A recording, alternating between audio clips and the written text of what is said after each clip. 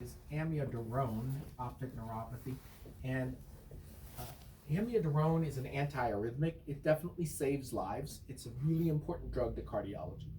So you need to be looking out for it in the med list because it can produce vision loss.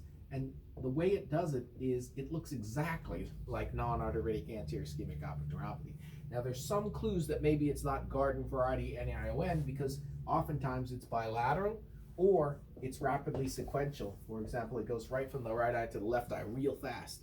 We're going to be looking at the cornea because the thing that we're going to be looking for on the cornea is a vortex keratopathy, a corneal verticillata, a pigmented brown deposition of the drug, amiodarone, right in the cornea, and it's usually right here inferiorly.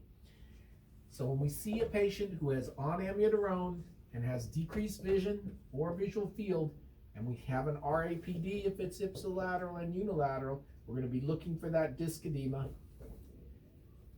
And if it's bilateral or rapidly sequential, that is highly suggestive that it's amiodarone. It normally long duration. It takes a long time for it to go away, and the amidarone's half-life is relatively long, and so it can stick around for months, maybe an entire year.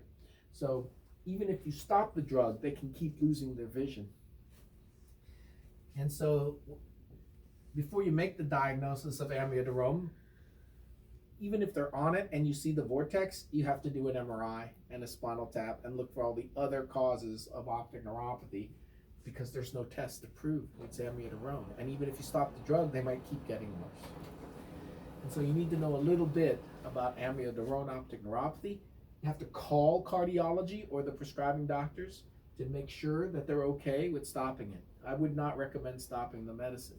Usually there's two answers when we get this amiodarone optic neuropathy from the prescribing doc. Either number one, sure, just stop it, or number two, he'll die without it. So you really can't be making that call on your own. So we really need to be involved, everybody.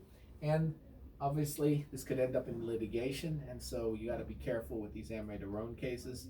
And so prescribing and documenting the risks and benefits with the patient and the other doctor, as well as discussions with the prescribing doctor, all have to be documented well in the chart.